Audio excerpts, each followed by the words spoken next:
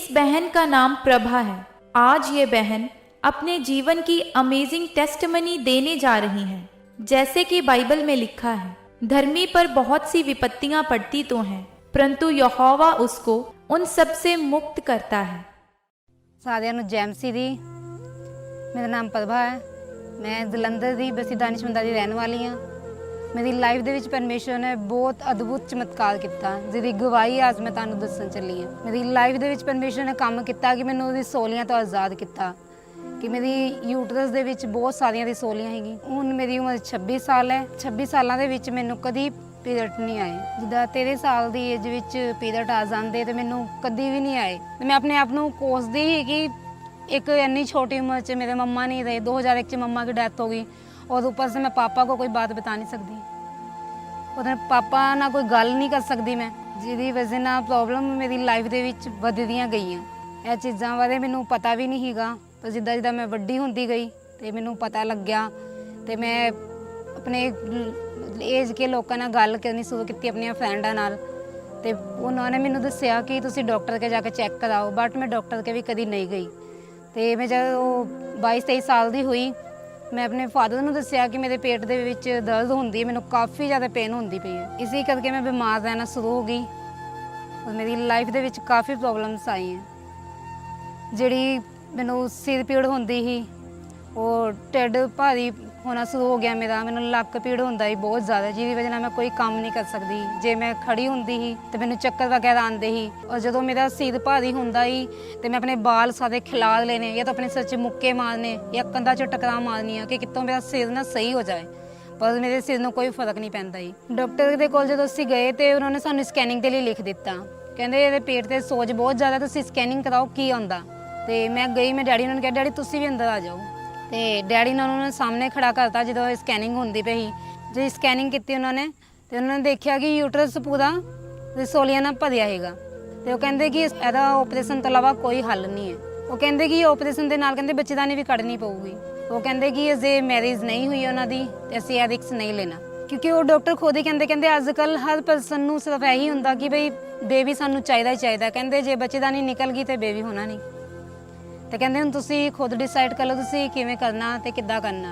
Doctor वाली बात यही थी कि मतलब जब भी मैं डॉक्टर के गया हूँ तभी डॉक्टर ने यही दसा कि वो यही बोलते थे, जब भी बोलते थे वो कहते थे कि तुम्हें जो है ये बच्चादानी निकलवानी पड़ेगी, लेकिन मैंने तो मना ही कर दिया। एक मम्मा नहीं उत्तों कल्ले डैडी, ते कल नूं मेरा की बनूगा कोई पता नहीं है। मेरे दिमाग च नैगेटिव सोचा चलदियां पई। कई वार दिल हुंदा है कि कुछ खा के मर जावां, क्योंकि जिंदगी का कोई मकसद ही नहीं है कि कदे भी लड़ाई झगड़े बाहर जावां उत्थे भी गल्लां सुननियां। मैं नॉर्मल जिंदगी नहीं जी सकती, क्योंकि तो मैनू दिमाग 'च बहुत नैगेटिव सोच आती। जिद्दां कोठे जाना तो उत्थों दिल करदा कि छाल मारदा मैं, कि है ही नहीं कख भी मेरी लाइफ दे विच। ते या किते बाहर जाना दिल करदा कि ट्रक थल्ले आके खुद नूं खत्म कर दां। यही नैगेटिव सोच करके 2-3 बारी मैं एक्सीडेंट भी कराया अपना। ते एक्सीडेंट ਦੇ ਵਿੱਚ ਮੇਰੀ ਇਹ ਚੀਜ਼ ਪੂਰੀ ਖਰਾਬ ਹੋ ਗਈ ਸੀਗੀ ਤੇ ਕਾਫੀਆਂ ਸੱਟਾਂ ਪੈਰਾਂ ਦੇ ਵਿੱਚ ਵੀ ਆਈਆਂ। 5 ਤੋਂ 6 ਪੇਨ ਕਿਲਰ ਖਾਂਦੀ ਸੀ ਜਿਹੜੀਆਂ ਕਾਫੀ ਹੈਵੀ ਹੁੰਦੀਆਂ ਸੀ। ਉਹਦੇ ਨਾਲ ਮੈਨੂੰ ਜਿੰਨਾ ਚਿਰ ਉਹ ਖਾਂਦੀ ਸੀ ਉਹਨਾਂ ਚਿਰ ਹੀ ਸਿਰਫ ਫਰਕ ਰਹਿੰਦਾ ਸੀ। ਜੇ ਉਦੋਂ ਵੀ ਖਤਮ ਹੋ ਗਈਆਂ ਤੇ ਫਿਰ ਮੈਨੂੰ ਟੀਕੇ ਲਗਵਾਉਣੇ ਪੈਂਦੇ ਸੀ। ਇਸ ਪ੍ਰੋਬਲਮ ਦਾ ਮੇਰੇ ਦਿਮਾਗ 'ਤੇ ਬਹੁਤ ਜ਼ਿਆਦਾ ਹੈਵੀ ਅਸਰ ਪਿਆ, ਜਿਸ ਦੇ ਚਲਦੇ ਮੈਂ ਕਾਫੀ ਡਿਪਰੈਸ਼ਨ 'ਚ ਵੀ ਚੱਲ ਗਈ ਹਾਂ।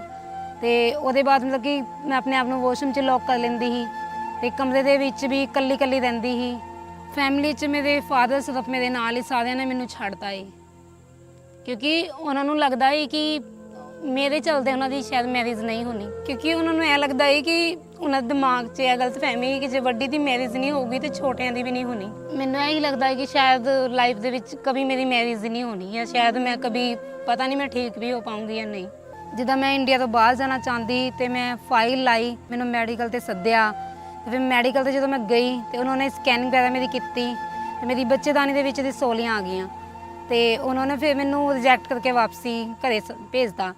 ਤੇ ਮੈਂ ਘਰੇ ਆਈ ਤੇ ਮੈਂ ਫਿਰ ਟੈਨਸ਼ਨ 'ਚ ਹੋ ਕੇ ਬਹਿ ਗਈ ਕਿ ਪਰਮੇਸ਼ਵਰ, ਇੱਕ ਮੈਂ ਰਸੋਲੀਆਂ ਤੋਂ ਆਜ਼ਾਦ ਨਹੀਂ ਹੋਈ ਅਜੇ ਤੱਕ, ਤੇ ਤੋਂ ਮੈਂ ਬਾਹਰ ਦਾ ਬਣਾਉਣ ਦੀ ਉਹ ਵੀ ਨਹੀਂ ਬਣਦਾ ਪਿਆ। ਜਿਹੜੀ ਮੇਰੇ ਦਿਲ ਦੀ ਇੱਛਾ ਸੀ ਉਹ ਵੀ ਨਹੀਂ ਪੂਰੀ ਹੋ ਪਾ ਰਹੀ ਸੀ। ਫਿਰ ਵੀ ਮੇਰਾ ਭਰੋਸਾ ਪਰਮੇਸ਼ਵਰ 'ਤੇ ਸੀਗਾ ਔਰ ਮੈਂ ਚਰਚ ਨਾਲ ਜੁੜੀ ਰਹੀ ਔਰ ਪਰਮੇਸ਼ਵਰ ਦੀਆਂ ਵਚਨਾਂ ਨੂੰ ਫੋਲੋ ਕਰਦੀ ਰਹੀ, ਪੋਸਟਰ ਜਿਨ੍ਹਾਂ ਦੀ ਮੀਟਿੰਗਾਂ ਸੁਣਦੀ ਰਹੀ।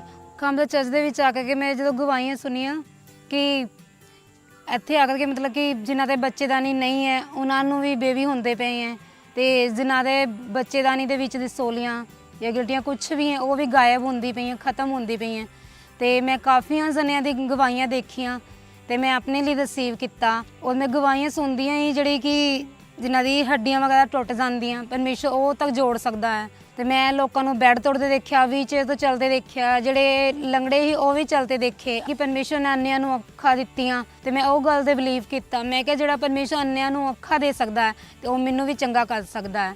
ਅਤੇ ਮੈਂ ਉਹ ਗੱਲ ਨੂੰ ਆਪਣੇ ਲਈ ਰਿਸੀਵ ਕੀਤਾ। ਔਰ ਲਗਾਤਾਰ ਮੈਂ ਖਾਮੜਾ ਚਰਚ ਆਉਂਦੀ ਰਹੀ। ਸਤੰਬਰ 2017 ਦੇ ਵਿੱਚ ਜਦੋਂ ਮੈਂ ਚਰਚ ਆਈ ਅਤੇ ਪਰਮੇਸ਼ਰ ਕੇ ਦਾਸ ਨੇ ਖਾਸ ਪ੍ਰਾਰਥਨਾ ਕੀਤੀ ਗਿਲਟੀਆਂ ਦੇ ਲਈ ਔਰ ਰਿਸੋਲੀਆਂ ਦੇ ਲਈ। अपने हाथों को उठाओ, मेरे नाल एक मानो जाओ।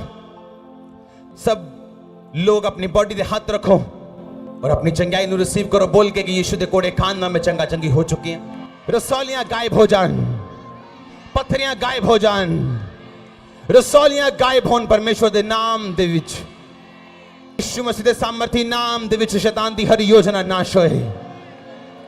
ਜਿੱਦਾਂ ਹੀ ਮੈਂ ਆਪਣੇ ਲਈ ਰਿਸੀਵ ਕੀਤਾ ਔਰ ਮੈਂ ਆਪਣੇ ਪੇਟ 'ਤੇ ਹੱਥ ਰੱਖਿਆ, ਮੈਨੂੰ ਇੱਦਾਂ ਲੱਗਿਆ ਕਿ ਜਿੱਦਾਂ ਅੰਦਰੋਂ ਨਾ ਕਿਸੇ ਨੇ ਮੈਨੂੰ ਨਾ ਮੁੱਕਾ ਮਾਰਿਆ ਜ਼ੋਰ ਨਾਲ। ਜਦੋਂ ਮੈਂ ਘਰੇ ਗਈ ਮੀਟਿੰਗ ਤੋਂ ਅਤੇ ਘਰੇ ਜਾ ਕਰਕੇ ਮੈਨੂੰ ਪ੍ਰੈਸ਼ਰ ਬਣਿਆ ਕਾਫੀ, ਅਤੇ ਮੈਂ ਵਾਸ਼ਰੂਮ ਦੇ ਵਿੱਚ ਗਈ ਦੌੜ ਕੇ ਫਟਾਫਟ, ਅਤੇ ਉੱਥੇ ਜਾ ਕੇ ਮੈਂ ਚੈੱਕ ਕੀਤਾ ਗੁਪਤ ਅੰਗ ਦੇ ਦੁਆਰਾ ਮੈਨੂੰ 6-7 ਰਸੌਲੀਆਂ ਬਾਹਰ ਆਈ, ਕਾਫੀ ਵੱਡੀ ਵੱਡੀ, ਕਾਫੀ ਹੈਵੀ ਸੀ।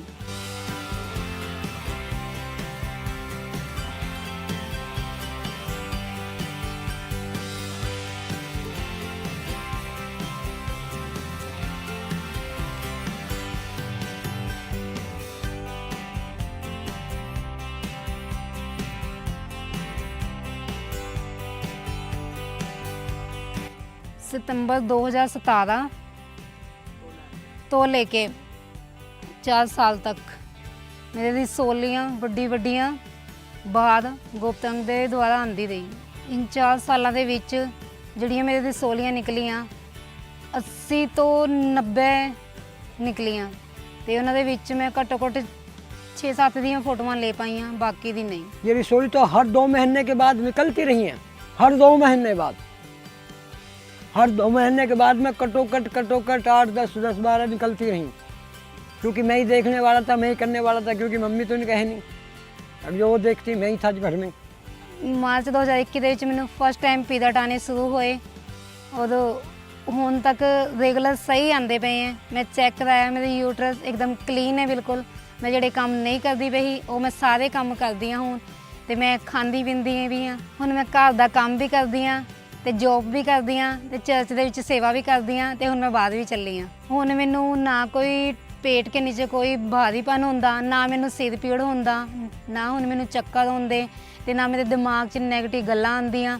ਪਰਮੇਸ਼ਰ ਨੇ ਮੈਨੂੰ ਪੂਰੀ ਤਰ੍ਹਾਂ ਆਜ਼ਾਦ ਕੀਤਾ ਔਰ ਮੈਂ ਆਪਣੀ ਫਾਈਲ ਲਾਈ ਦੁਆ ਕੰਟਰੀ ਜਾਣ ਦੇ ਲਈ। ਉੱਥੇ ਤਾਂ ਜਦੋਂ ਮੇਰਾ ਮੈਡੀਕਲ ਦਾ ਨੰਬਰ ਆਇਆ, ਮੈਂ ਗਈ ਉੱਥੇ ਮੈਡੀਕਲ ਕਰਾਉਣ ਦੇ ਲਈ, ਔਰ ਪਰਮੇਸ਼ਰ ਨੇ ਉੱਥੇ ਮੈਨੂੰ ਸਿਲੈਕਟ ਕੀਤਾ। ਪਰਮੇਸ਼ਰ ਨੇ ਮੈਨੂੰ ਹਰ ਬਿਮਾਰੀ ਤੋਂ ਆਜ਼ਾਦ ਕੀਤਾ ਅਤੇ 2 ਸਾਲ ਦੇ ਵੀਜ਼ੇ ਨਾਲ ਦੁਆ ਕਤਰ ਦੇ ਨਾਲ ਮੈਨੂੰ ਬਲੈਸ ਕੀਤਾ। ਹੁਣ ਮੈਂ ਆਪਣੇ ਪਰਿਵਾਰ ਦੇ ਵਿੱਚ ਬਹੁਤ ਖੁਸ਼ ਹਾਂ, ਪੂਰੀ ਫੈਮਿਲੀ ਹੈਪੀ ਹੈ ਇੱਕਦਮ, ਉਹ ਸਭ ਕੁਝ ਲਾਈਫ ਮੇਰੀ ਇੱਕਦਮ ਵਧੀਆ ਪਰਫੈਕਟ ਹੈ। ਜਿਹੜੇ ਅੱਜ ਵੀ ਕੋਈ ਵੀ ਪ੍ਰੋਬਲਮ ਦੇ ਵਿੱਚ ਹੈ ਉਹਨਾਂ ਨੂੰ ਇੱਕੋ ਹੀ ਗੱਲ ਕਹਿਣਾ ਚਾਹਾਂਗੀ, ਚਰਚ ਦੇ ਵਿੱਚ ਅਸੀਂ ਜਿੱਥੇ ਜਾ ਰਹੇ ਹਾਂ ਉੱਥੇ ਨਵੀਂ ਜ਼ਿੰਦਗੀ ਦੇਣ ਵਾਲਾ ਸਾਨੂੰ ਪਰਮੇਸ਼ਰ ਹੈ। ਜਿਹਨੇ ਸਾਨੂੰ ਬਣਾਇਆ ਉਹੀ ਸਾਨੂੰ ਚੰਗਾ ਕਰ ਸਕਦਾ। ਮੈਂ ਇਹ ਗੱਲ ਕਹਾਂਗੀ ਕਿ ਖੜੇ ਦੌੜੇ ਰਹੋ, ਗਵਾਹੀ ਦੇ ਸਾਥ ਵਾਪਸ ਆਓਗੇ, ਕਿਉਂਕਿ ਪਰਮੇਸ਼ਰ 'ਚ ਕੀਤੀ ਮਿਹਨਤ ਕਦੀ ਵੀ ਬੇਕਾਰ ਨਹੀਂ ਜਾਂਦੀ, ਕਿਉਂਕਿ ਪਰਮੇਸ਼ਰ ਨੇ ਮੇਰੀ ਮਿਹਨਤ ਦਾ ਫਲ ਮੈਨੂੰ ਵੀ ਦਿੱਤਾ ਹੈ, ਕਿਉਂਕਿ ਮੈਂ ਹਮੇਸ਼ਾ ਉਹਦੀ ਹਜ਼ੂਰੀ ਦੇ ਵਿੱਚ ਖੜੀ ਔਰ ਅੜੀ ਰਹੀ ਹਾਂ ਔਰ ਹਰ ਇੱਕ ਪ੍ਰੋਬਲਮ ਤੋਂ ਆਜ਼ਾਦ ਹਾਂ ਔਰ ਇੰਨੀਆਂ ਬਲੈਸਿੰਗਾਂ ਦੇ ਨਾਲ ਹਾਂ ਕਿ ਹੱਦ ਤੋਂ ਵੀ ਜ਼ਿਆਦਾ। ਮੇਰੇ ਮਾइंड ਵਿੱਚ ਜੋ ਮਰਜ਼ੀ ਥਾ, सामने जो मर्जी था, आले दुआले जो मर्जी था, पर मेरा फोकस सिर्फ वचन था। वचन तो मैं कभी हटी नहीं। मेरे दिमाग में शैतान ने बहुत कुछ डाला, लाइफ में बहुत कुछ डिस्टर्ब किया, पर मैं वचन तो ना खिलाफ गई और ना मैंने वचन तोड़ा और प्रभु ने मुझे आज़ाद किया।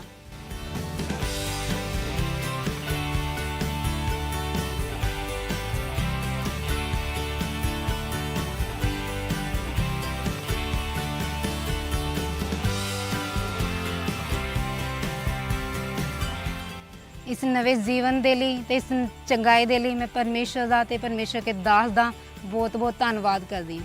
ਸਾਰਿਆਂ ਨੂੰ ਜੈ ਮਸੀਹ ਦੀ। हमारे YouTube चैनल को सब्सक्राइब करें ताकि आप परमेश्वर के गहरे वेदों को जान सकें कि कैसे आप परमेश्वर में बढ़ सकते हैं, कैसे आप दुष्ट आत्माओं से, नशों से, बीमारियों से और वंशों के श्रापों से आजाद हो सकते हैं।